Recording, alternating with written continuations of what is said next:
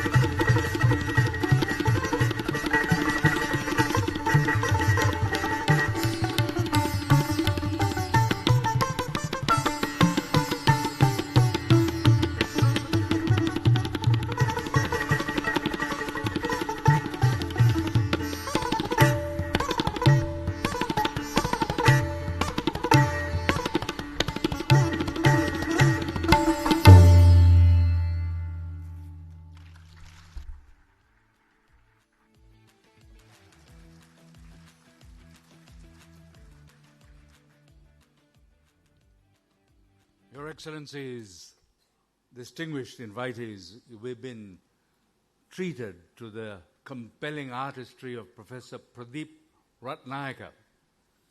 And he has been able to garner much attention, not only here within our own country, but elsewhere.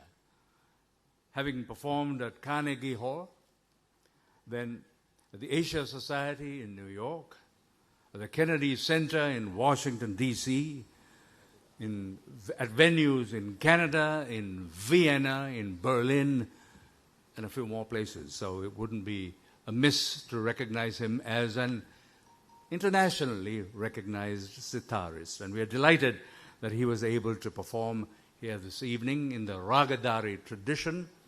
It might be of interest to know that that item or improvisation is titled Invocation, and it was first performed in much the same fashion as you have heard now by Pandit,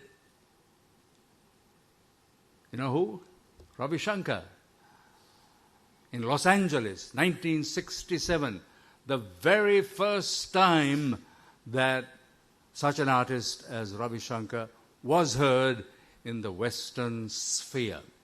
And so we're very happy that he kind of added resonance to this celebratory event this evening. And much like Maestro Alaraka did at that time, he was accompanied or shared the stage with Peshala Manoj, himself no mean artist, and has completed his master's degree at Lucknow at Bhatkand University. So much for the Ragadari. And now we come to the nitty-gritty, in a sense, of what our evening represents. It's clear why we are all here. And in his role as host, we would like very much to invite to the lectern the Director General of the SWRD Bandaranaike National Memorial Foundation. Quite a number of words there, but there it is. So we're very happy to invite your attention and on stage or to this lectern, Mr. Manuja Kareprama.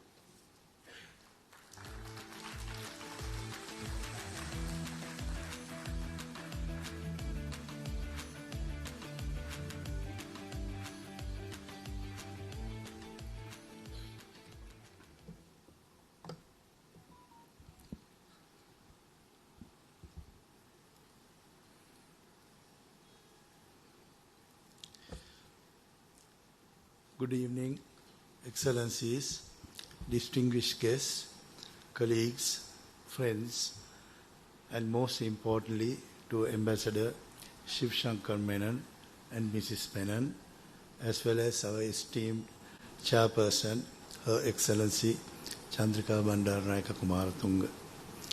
This is truly a special occasion.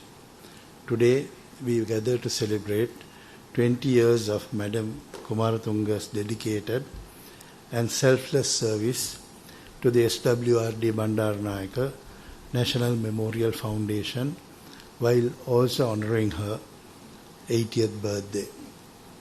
It is a moment for all of us involved with the Bnmf to express our heartfelt gratitude for her unwavering commitment, visionary leadership, and profound contributions she has made towards shaping institutions such as the BMICH, the Bandaranaike Center for International Studies, and the Bandaranaike Academy for Leadership and Public Policy. Madam Kumaratunga has been a steadfast leader. Through turbulent times, a moral compass in moments of doubt, a wise and patient guide, and the silent force behind many innovative initiatives over the past 2 decades. One of the most recent is the development of Colombo Kamatha into a vibrant hub for visual and performing arts. Her energy and enthusiasm continue to inspire everyone within these premises. She is a demanding taskmaster, yet her relentless pursuit of excellence is always tempered by warmth and kindness. making each of us feel valued and heard. Many of you here today will undoubtedly recognize this firsthand. I joined the BMICH during a period of turbulence and transformation. I consider myself privileged to have worked under Madam Kumaratunga's leadership.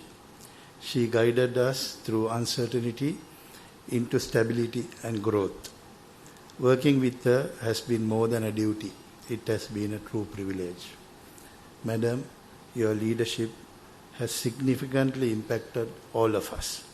You have guided us through challenges, encouraged us to embrace change, demonstrated an example of compassion, dedication, and unwavering commitment to this country and our institution. We hold you in the highest regard and sincerely appreciate your service and dedication.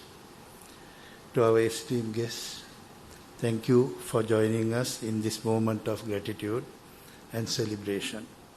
Your presence adds even more significance to this event. Today is not just about marking the passage of time. It is about celebrating a journey, looking back with pride and forward with hope and renewed energy. Once again, I warmly welcome all of you. Let us enjoy this celebration, share treasured memories, and express our appreciation for 20 years of extraordinary service and a life lived to the fullest. Thank you, and enjoy the rest of the evening.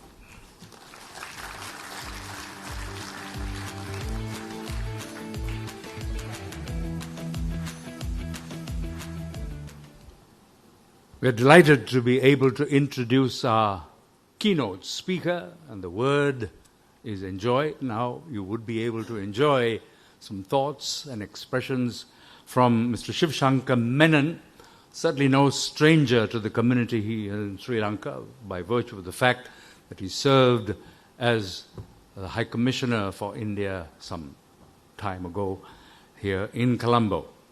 He hails from Kerala and comes from a family of diplomats, father, grandfather, and interestingly, his great-grandfather at the end of the 19th century was also one of the leading lights in the Indian Congress Party. So that's going back a while. But however, Mr. Menon, present, is a retired Indian diplomat.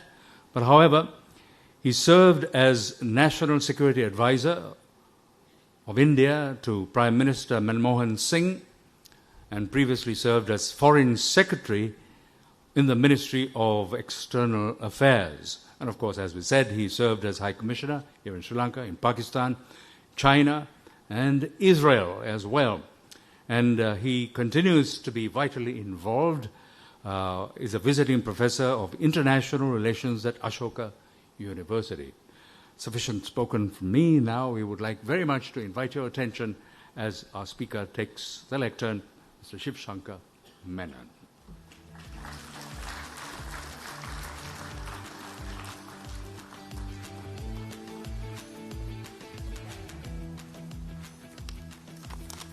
Your Excellency, Chandrika Bandaranaike Kumaratunga, Excellencies, ladies, gentlemen, and friends, I should say.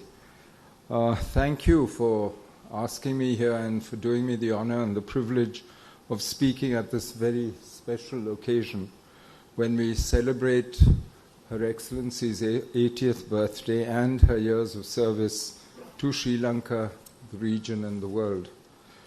What can we say about H.E? As we got used to calling her when I was in Sri Lanka as High Commissioner. History will probably remember her as the longest-serving president of the country, as the one who brought back some normalcy and balance into politics after the turbulent 80s and early 90s, which were marked by bloodshed, violence, political violence, assassinations. And she also set the bar very high for her successors And she was elected with a record landslide of over 62% of the vote.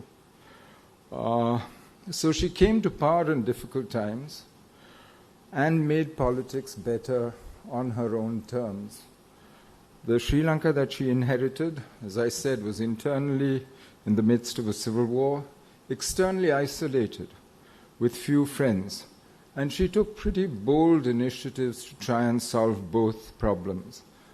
I was in Israel in 1997 when the Foreign Secretary rang me and asked me, will you go to the only other place with suicide bombers? And I knew immediately what he meant. Today, if somebody asked you that question, you wouldn't know which place he meant. And that's the sad thing of where we've moved to. But she was ready to actually tackle the internal crisis and the lack of external support. And the one aspect that she displayed throughout in dealing with both these problems was really courage. Not just physical courage, which she had and had to display plenty, but also the courage of her convictions. As president, she was willing to take hard decisions, which she saw as being in Sri Lanka's interest, and she worked with people to make them real. Her courage in pursuing peace with the LTT in the midst of the civil war, with the LTT who were trying to assassinate her at the same time. That was really remarkable. But as was her ability to use all the tools of statecraft in dealing with the problem, whether it was diplomacy in isolating the adversary, whether it was military pressure to bring them to the table, and negotiations and peace suggestions that should have ended the civil war a long time before it did finally end. And it's really that courage which saw her through the various personal tragedies that she's also gone through, which I don't have to remind this audience about. That courage was in full display on December 18th, 1999, when she was campaigning in the presidential election, and a coordinated LTT bombing assassination attempt barely failed. I vividly remember the shock that wave that went through Colombo as news of the attempt spread. Her first reaction was to reassure her people, to speak to them and to ensure that the bombing did not provoke reprisals against the minority community. That showed me and the world a leader who was really head and shoulders above the run-of-the-mill politician. Because she was a leader with many sides to her. She was an intellectual. How many politicians have a degree in political science from Sciences Po in France? When I presented credentials to her in 1997, I was expecting a polite and friendly exchange of curtsies, which is the norm. Instead, I was grilled for about 40 minutes on the bilateral relationship, the affairs of the region, the Middle East, where I had come from, and other topics. And it was far more rigorous than the interview I went through to get into the Indian Foreign Service. This is why her counsel is still sought by others, by people, by the Club of Madrid, for instance. There's also the development economist, who's worked at WIDA, who changed Sri Lanka's economic trajectory during her presidency. I can't think of another country which could survive 26 years of civil war with 1 year of negative growth. And despite all the strains of conflict, etc., there's also, of course, the devoted mother and the family member, and someone who's a true and good friend. There aren't many leaders, other leaders of our time, at least that I know of, who could combine so many aspects of their personality. But what I'd like to do today is to mention something that I think deserves more attention than it gets, namely her and Sri Lanka's commitment from independence onwards to regional cooperation and to the global south. This is a cause that's dear to H.E's heart. She was in power during the globalization decades, but kept her head. using the market to promote equity and social justice. I have vivid memories of her attempts to promote regional cooperation in the middle of all those domestic preoccupations of SAARC summits in Colombo, which followed a long tradition stretching back to the Colombo powers in the 50s, of encouraging regional integration and cooperation among countries of the South. I think it is important to recall this history at this particular moment today.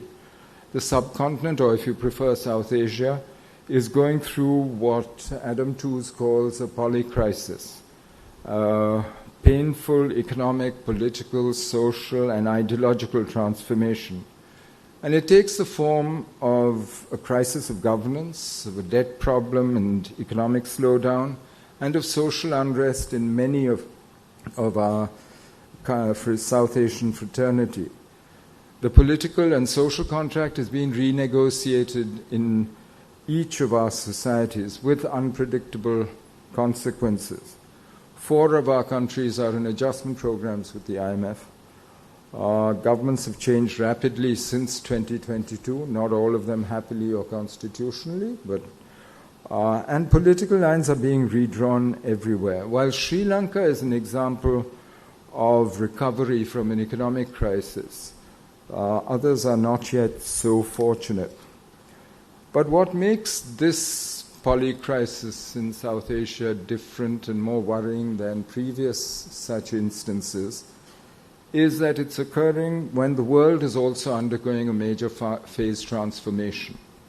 The international system itself is going through change, uncertainty, conflict, displacement are at levels unseen since World War II. And the tremendous imbalance of power that supported a Western-led order after World War II no longer exists. And there's very little prospect, to my mind, of another world order emerging. During the Cold War, NATO and the Warsaw Pact, between them, accounted for about 80% of world GDP and about the same proportion of military power in the world. Today, absent effective alliances, the 2 largest powers, the US and China, account for less than 50% of world GDP and about the same proportion of world military power. So power is much more evenly distributed in the system today, and this is now a disorderly world. In effect, we're returning to a historical norm, because world orders are really the exception rather than the rule in history. If you think of it, you've had really 3 world orders: the Mongols, 13th century, Europe, Western Europe, 19th, early 20th century, and the US-led order after World War II. Today, there's no longer a hegemon who uses international norms, institutions, and rules to make itself and its allies more secure and more prosperous. Instead, all the great powers are today revisionists. They're dissatisfied with the state of the world, and they all say they don't like their place in it, they want to change it. So unilateral military interventions, flouting international laws and norms, have become commonplace in the last 2 decades. The list it's incredibly long: Afghanistan, Iraq, Serbia, Georgia, Syria, Lebanon, Palestine, the South China Sea, the Himalayas, Yemen, Ukraine, Congo, Iran, Armenia. I mean, I could go on and on. Everyone tries their luck in a disorderly world. They all think they have a chance to try and chase their own agendas. So the so-called Western liberal rule-based order died not at the hands of its opponents, but of its creators. And changes within the US and Europe have actually turned geopolitics upside down. And there's no going back. Frankly, the same Europe which is bemoaning the US abandonment of its allies in Ukraine contributed to the decline of the Western order and its norms by standing with the US in supporting Israel's war in Gaza and Lebanon and its slaughter of the Palestinians. This further diminishes the international order and, frankly, Their diplomacy, if you can call it that, further eliminates the legitimacy that gave Western power its authority. One consequence of this phase transformation in the international situation is that multilateralism as we knew it is dead. There has not been a binding international agreement on an issue of real consequence for over a decade and a half. Organizations like the UN, formed as they are by member states, can hardly be effective when the member states themselves are quarreling among themselves. So what should a South Asia in crisis do in these circumstances?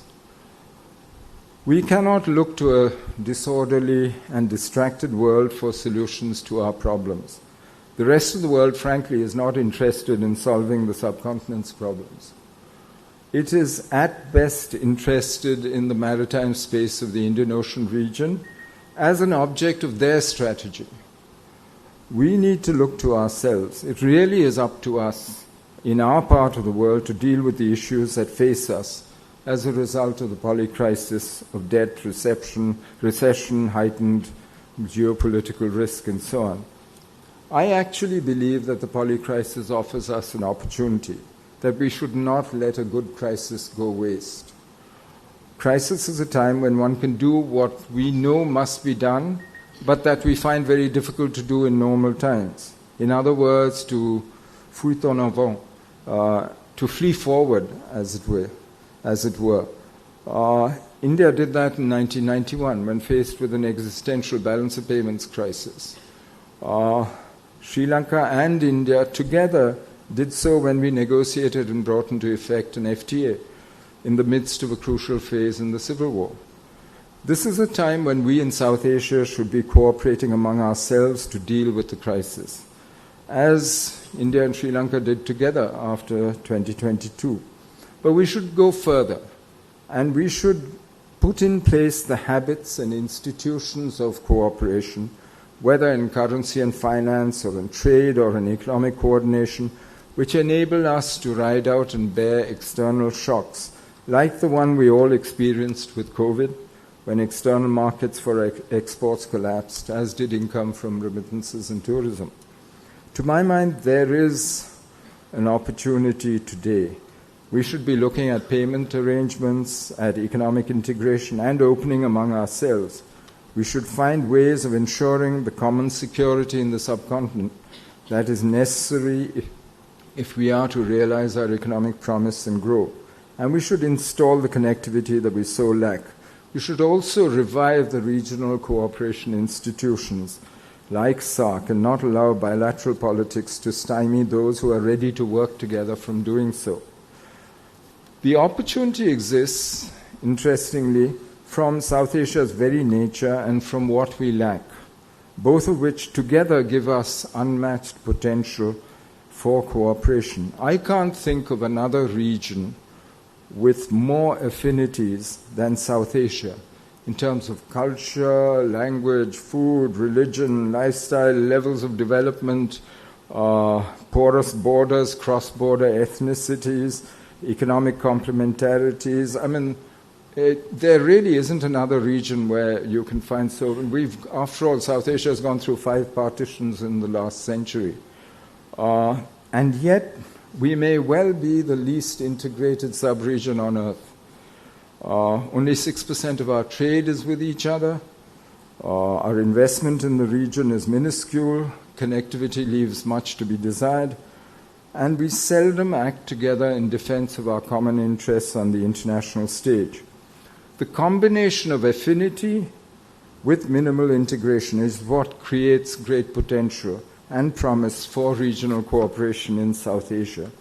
That opportunity also arises because some of us in the Global South now have the means to do so much more with each other than we could before. Over 40 countries want to join BRICS now, an organization that has yet to deliver real, meaningful outcomes, which tells you how deep the dissatisfaction with the present international situation is. even with its present membership. At the present rate, the BRICS GDP will pretty soon overtake the GDP of the G7. So power is truly shifting, and we in the South and in South Asia should really be taking advantage of this. This naturally needs leadership of a very high order. It requires leaders with vision and unity of purpose, who not only see the potential, but dare to do something about it. I count myself fortunate to have known and worked with leaders like Her Excellency, Dr. Manmohan Singh and Atal Bihari Vajpayee, who showed that kind of leadership in earlier times. Of course, H.E is also human. Apart from today, normally you can't set your watch by her. When we were leaving Sri Lanka, she was kind enough to offer us dinner on the evening we were supposed to catch our flight. You won't be surprised to hear that we made the flight literally with less than 1 minute to go. But her sense of political timing is exquisite. When we were negotiating the India-Sri Lanka Free Trade Agreement, between 97 and 99, India went through 3 governments, a war. She knew exactly when to negotiate, when to wait. And it was, for me, quite a lesson. I learned many lessons, actually, from my time in Sri Lanka, most of them from watching her and other Sri Lankan friends. One of them that I now take from her is knowing when to retire and how to retire. This is not an easy decision for one, particularly someone at the top of their game and a politician. It helps that she has a strongly supportive and sensible family that she listens to sometimes. To then devote her energies to doing good, as the Bandaranaike National Memorial Foundation has done for the last 20 years, shows a sense of priorities and values that should be an example to us all. So allow me, in closing, to wish Her Excellency many happy returns of her birthday, to thank her and congratulate her on all that she has achieved so far, and to hope that she is blessed with many more years of joy, good health, and fulfillment. Thank you.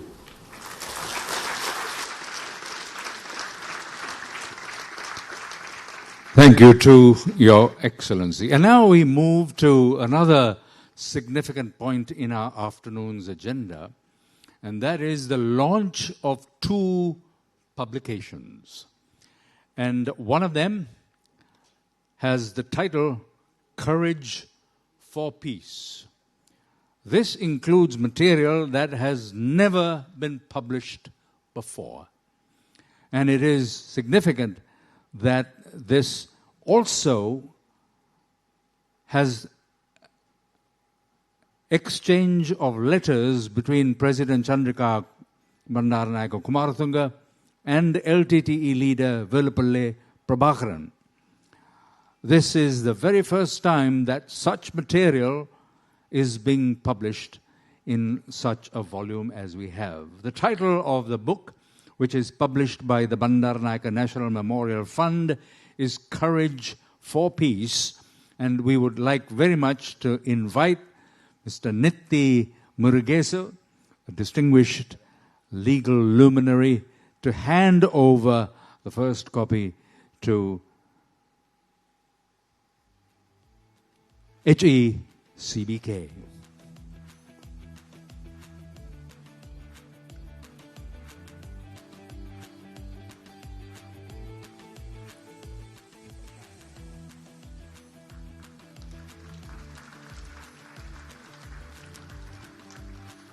And there is yet one more volume that is to be released and launched today, another published by the Bandaranaike National Memorial Fund.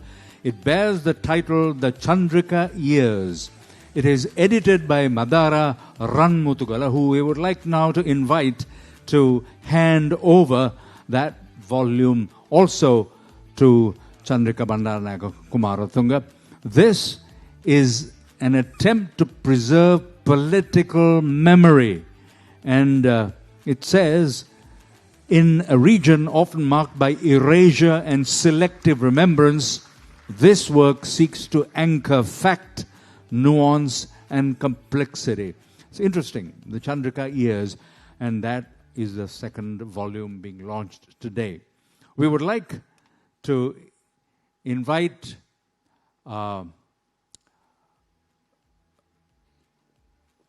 Professor Gamini Kirawal now to hand over Courage for Peace to our distinguished visiting speaker, Ambassador Shivashankar Menon. So there we have Professor Gamini Kirawal, who will hand that volume to Mr. Menon. And Dahan Jayaratna is invited to hand over the other volume, the Chandrika Years, also to Mr. Menon.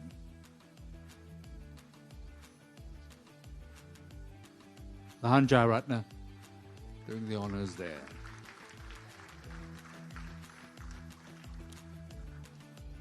Thank you very much. So that is the presentation of the books. They will be made available for those who would enjoy it, or enjoy them. Now, your attention is invited toward the screen. This is the premiere of a documentary, and all I need to say, it bears a rather provocative title, and you will understand why. The film, or the documentary, bears the title, Defying Conventions. Do enjoy watching it.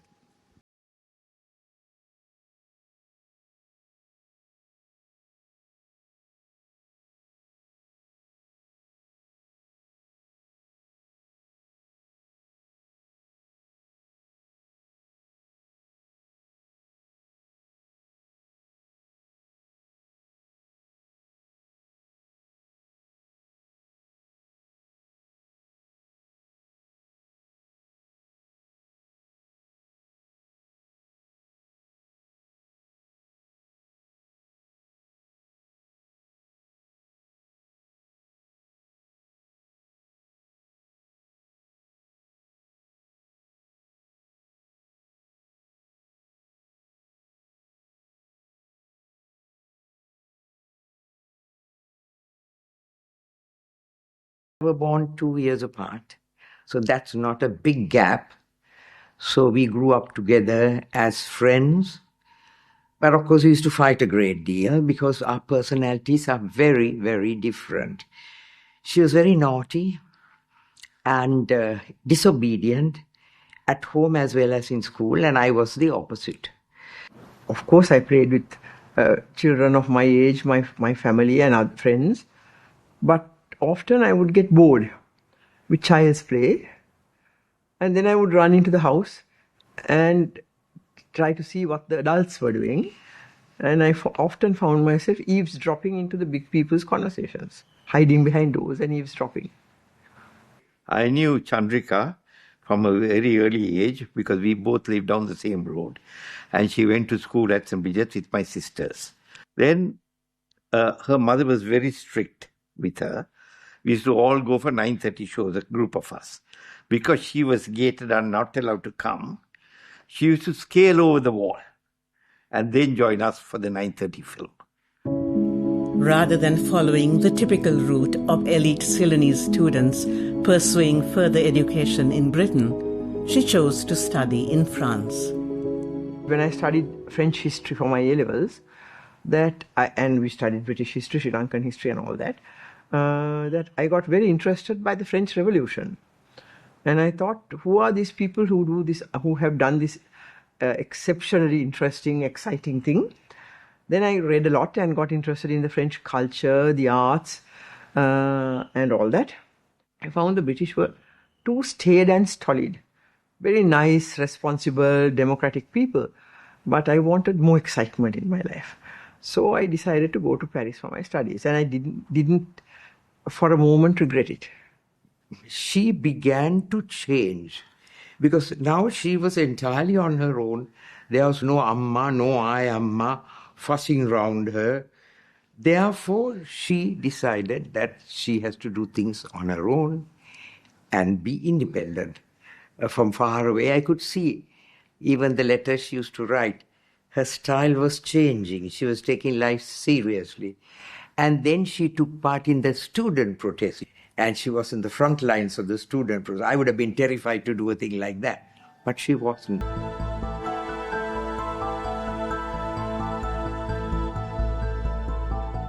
Chandrika led efforts to establish cooperative farms, better known as Janawasa, enabling rural youth to collectively own and manage land to achieve maximum productivity.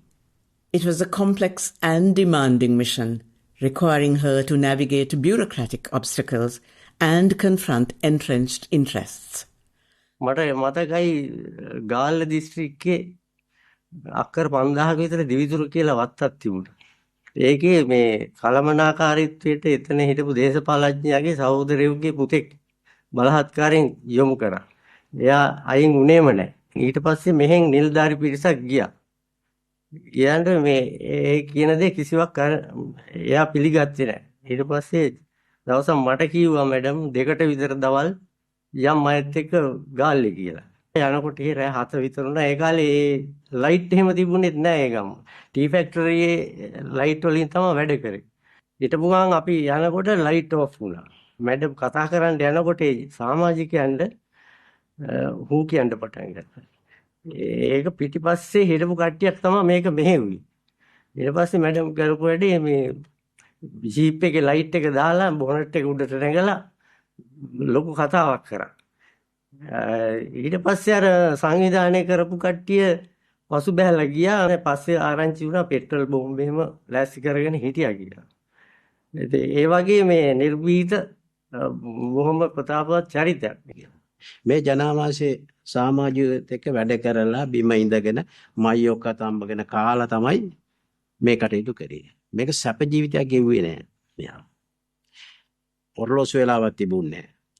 රෑ වෙනවද දවල් වෙනවද කියන්නේ. අවුව වැස්සද පෙන්නද කියන එක බැලුවේ නෑ. 70 ඡන්දෙන් පස්සේ ජනාවාස කොමිෂන් සභාව ජනාවාස සමාජිකයන්ගේ මලගෙදර මෙච්චර කැප වෙලා වැඩ කරපු රටේ අනාගතේ හොඳ ප්‍රශ්නයක් විසඳන්න තියෙන එක තරුණ තරුණයන් කුෂිකර්මාන්තයට යොදවන එක භූමියේ අයිතිය ඒගොල්ලන්ට පවරා දෙන එක නැති කිරීම ගැන ටික කාලයක් යනකල් හිතේ හරි වේදනාවක් තිබ්බ කොච්චර හරි කියුවේ කියනවා.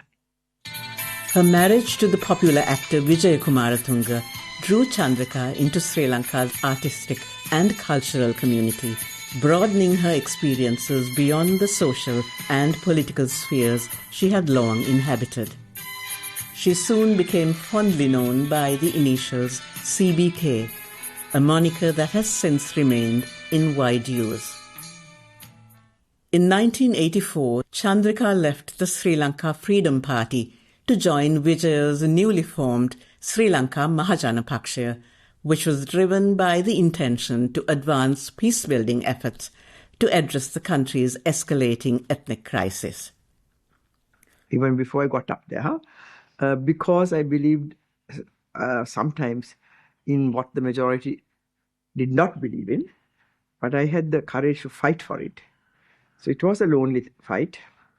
I remember when Vijay and I decided to support the 13th Amendment of the Constitution. 2/3 of our party's Central Committee left. We argued for 2 days till 2-3 in the morning from about 6 o'clock in the evening in our house. And very senior, respected people like T.B. Langaratna, V.W. Kularatna, and so many others resigned from the party, saying, we can't agree with you, we can't support the 13th Amendment. So it was lonely up there. And, but, when you believe in something strongly and it's not some mad thing, you have arrived at that belief by looking at the facts logically, there will be some people who will take your stand, who will agree with you. So we always had supporters who were of our view. So we were never alone. if we wanted to make a radical change and take the country forward, obviously we had to resolve this seething problem. And the way to do it was to give the Tamil and Muslim and other minority communities their rights. And it was not easy. My husband got killed because of those beliefs. After Vijaya Kumaratunga's assassination in 1988, Chandrika and her children, Yashodhara and Vimukti, were forced into exile due to security threats. But she remained undeterred.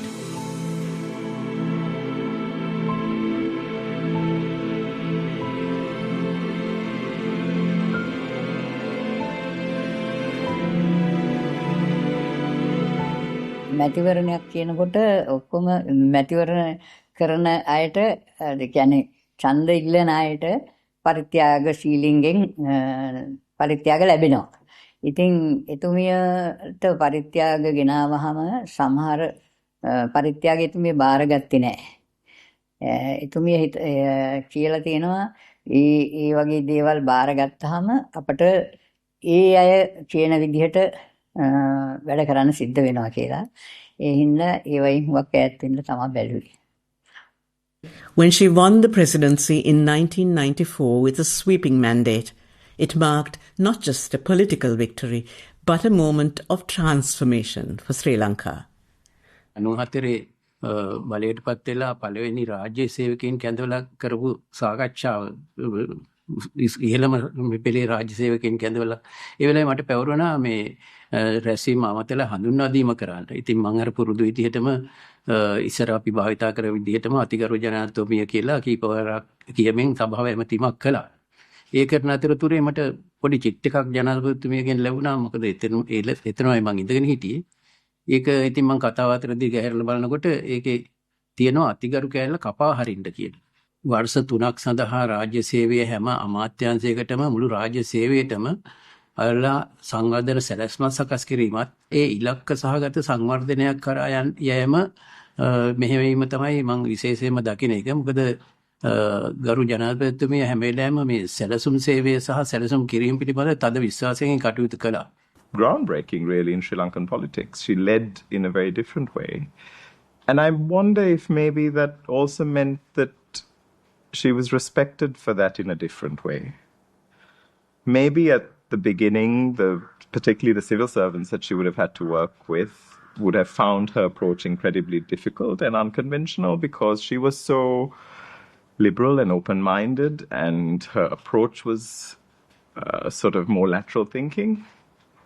But I think once they sussed her out and once they sussed out how she was working, I think maybe that was also an interesting approach for them. Began as a friend, somebody who was, and that, more an activist who became a friend, you might say.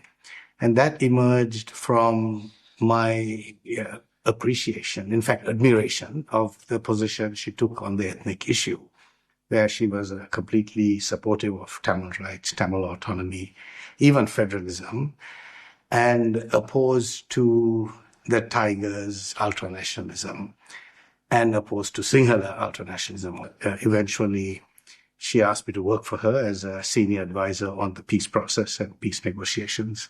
One of the things that I think attracted people like me on the left who were concerned and supportive of a multi-ethnic Sri Lanka was Chandrika's willingness to go against not just the prevailing ideology, nationalist ideology. She took a position diametrically opposed to that of her father. Even though I think she hero worshipped him, loved him, admired him, and looked up to him, she was willing to make that break with her family, not just her father, her mother also, who implemented many of the aspects around Sinhala only. So she took this very courageous personal stand because I think it's easy to go against the country, but it's much harder to go against your mother and father, which she did.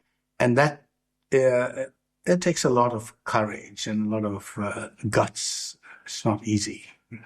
She always struck me as a political leader who never used racism or never opted for racial mechanisms in order for her political advancement.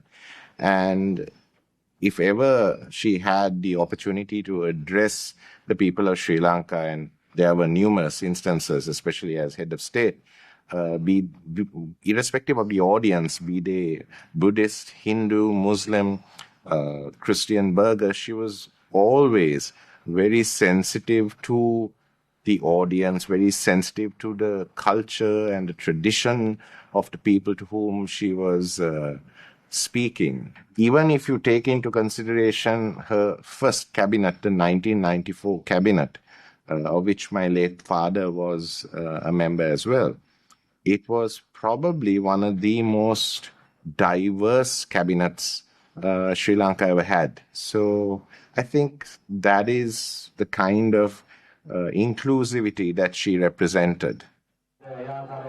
The Sudunelu movement was launched to rebuild trust between communities, without which peace would remain elusive.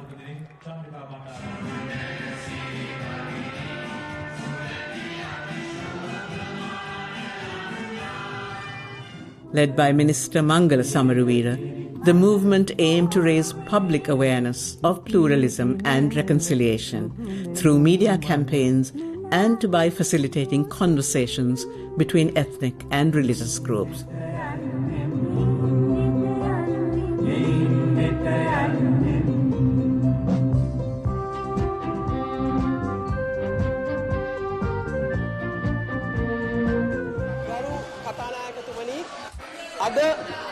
CBK's peace initiatives were unprecedented in their ambition.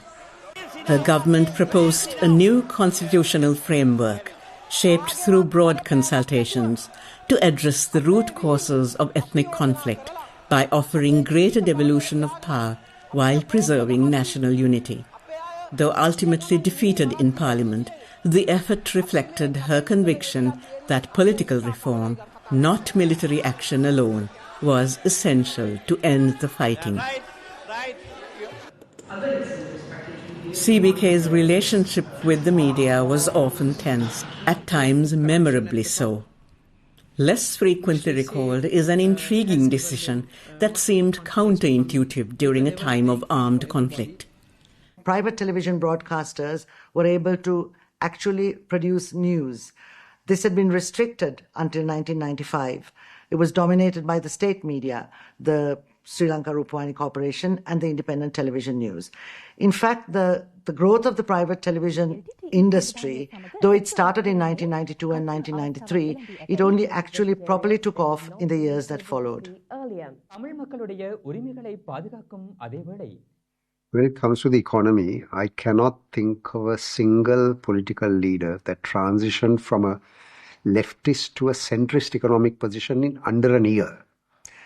And that was because she had one of the best groups of technocrats that was advising her. And as a consequence, I see her as probably the only leader in the last 25 years that actually implemented significant reform, the benefits of which are seen to this date. So during the period from 1995 to 2001, which were the 6 full years that she governed before she had to relinquish the prime ministership to Mr. Ranil Wickremesinghe, the economy grew at 5.1%, the highest average economic growth during the conflict period. That was the longest period that Sri Lanka did not go under an IMF program, well over 6 years. And if I were to give some examples of where pioneering reforms took place, she encouraged for the first time the implementation of public-private partnerships. So during the 6 years between 1995 and 2001, more than $800 million of PPP transactions were financially closed, which means implemented, in the port sector, telecommunications sector, power sector, both in thermal and renewable. That resulted in the growth of the IT sector. CBK's economic leadership was transformative because she believed in building institutions, building teams, and hiring professionals from the private sector where there were skill gaps in government.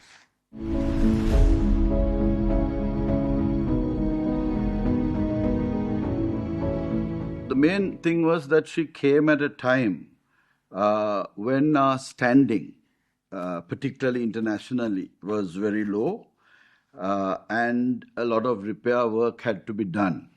I think she brought into her cabinet some of the brightest people, and also I think her work style was one which encouraged debate and discussion.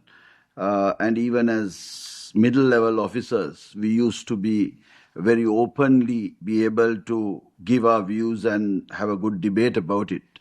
From my vantage point in the Ministry of Foreign Affairs, working under the leadership of Foreign Minister Kadiragama, was the ability to have crafted a more balanced foreign policy.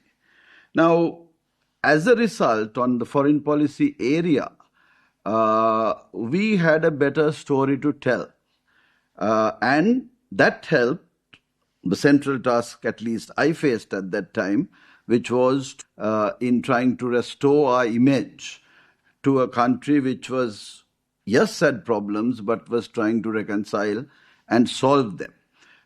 Great attention was paid to issues like migrant workers, consular assistance, even arts and culture and sports. And I think all this helped and was contributed to trying to bring foreign policy into a more thinking, analyzing, and then operations. Were very comprehensive, widespread, and innovative because it had a very interesting impact on curricular changes and changes into the examination system. And in addition to that, she reintroduced the midday nutritious meal program, introduced English medium education, which was like a landmark initiative. Social infrastructure was a key passion of hers. She consulted many experts. So she took their ideas on board, but she too had her own take on most of those things, which added a lot of flavor to whatever proposals that were written out. Madam, අපිට උදව් කෙරුවා අනුබල දුන්නා. ඒ කියන්නේ කිසි විදියකට බලපෑම් අපිට කෙරුවේ නැහැ. ඒ වගේම අපිට ස්වාධීනව අපේ කාර්ය කරන්න ඉඩ දුන්නා. වෙන කාටවත් ඇඟිලි ගසන්න දුන්නෙත් නැහැ. මං හිතන්නේ අද වෙනකොට ළමා ශ්‍රමිකයන් කියන නාමයක්වත් හොයාගන්න නැහැ අද. ගුරුවරුන්ගේ හිරිවැර කිරීම එහෙම නැත්නම් කායික දණ්ඩනයට විරුද්ධව කරපු ක්‍රියාමාර්ගයක් තිබුණා.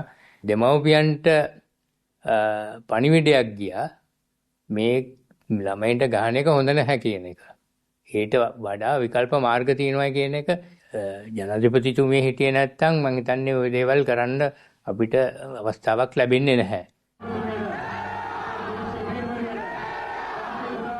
Chandrika Bandaranaike Kumaratunga experienced profound personal loss, steered the country through a time of brutal conflict, and survived an assassination attempt. Where did her resilience come from? Maybe genes. And also perhaps the experience of seeing my mother, who was a very brave woman. Also, it's in similar situation. She had lost her husband. She was alone. She also charted uncommon paths. So, and that I was very affected by, seeing her bravery, her courage. So obviously, you sort of imbibe these things. And then I did it my way.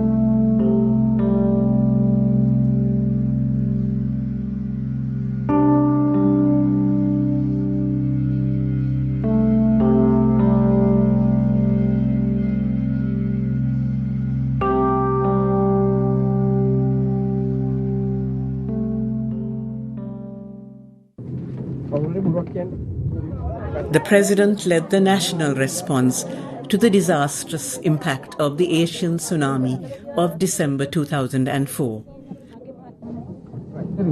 She personally oversaw emergency relief operations, mobilized the armed forces for rescue efforts, and coordinated both domestic and international support for recovery and rehabilitation.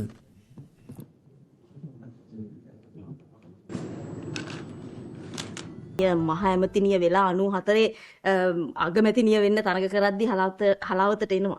හලාවතට ආපු වෙලාවේ ඇත්තටම මම එතුමියව පිළිගන්නවා ඒ කෙනාව 1994 දී. ඉතින් ඒ photo එකක් මං ගාව තියෙනවා. ඊට පස්සේ දෛවය කියන්නේ මහ පුදුම දෙයක්. අවුරුදු 20කට පස්සේ 2014 දී යහපාලනයේ පෙරලියට එතුමිය සමග නැවත මට එක මේසේ ඉඳලා සමීපව වැඩ කරන්න අවස්ථාවක් සජීවීව හම්බ වෙනවා. ඒ කියන්නේ මට මගේ ලෝකේ වීරයෙක් එක්ක මේ එකට වැඩ කරන්න අවස්ථාවක් ලැබෙන එක බොහොම දුර්ලභ අවස්ථාවක් දේශපාලනික වශයෙන් මම කියන්නේ. CBK led the newly formed Office for National Unity and Reconciliation, or HONORARY, promoting inter-ethnic dialogue and helping communities build mutual understanding. The program also supported people, especially in war-affected areas, to build sustainable livelihoods, recognizing that reconciliation must go hand in hand with economic empowerment. Tamil மக்கள் மீது இருந்த அந்த பற்றும் பாசமும் நீங்கவில்லை என்றதை நான் பிற்காலத்தில் அறிஞ்ச ஓனூர் தேசிய ஒருமைப்பாட்டு மற்றும் நல்லிணக்க அலுவலகத்தில் அவ இலங்கை ஊராக குறிப்பாக வடகிழக்கு முழுவதும் சென்று ஒரு கிராம சென்று மக்களை சந்தித்து அந்த மனக்குறைகளை மக்கள்கிட்ட கேட்டது எனக்கு நல்ல அனுபவம் இருக்குது. காணாமலாக்கப்பட்ட பிள்ளைகளுடைய தாய்மார்கிட்ட போய் அவர்களுடைய மனக்குறைகள் எல்லாம் அமர்ந்திருந்து கேட்டவன் எனக்கு நல்ல நினைவிற்கு அவருடைய நெருக்கமாக ஜனாதிபதி செயலகத்தில் நான் வேலை செய்யும் போது எனக்கு அந்த அனுபவம் இருக்குது. In recent years, CBK has championed youth engagement and leadership, recognizing it as vital to Sri Lanka's democratic renewal.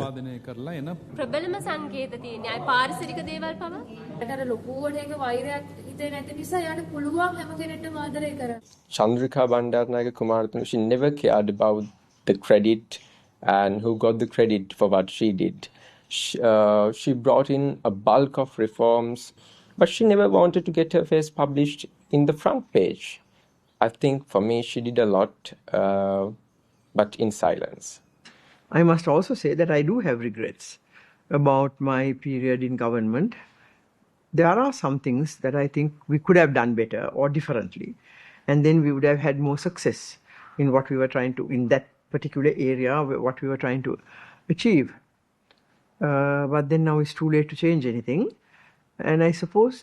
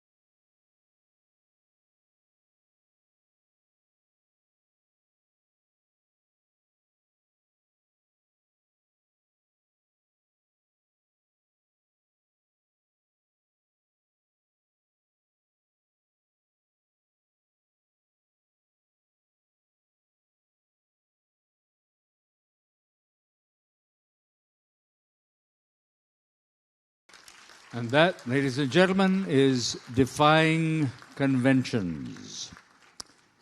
Many thanks to all of you for being in attendance today, and we trust you enjoyed the program as was presented and handled by Mr. Karya Perumal.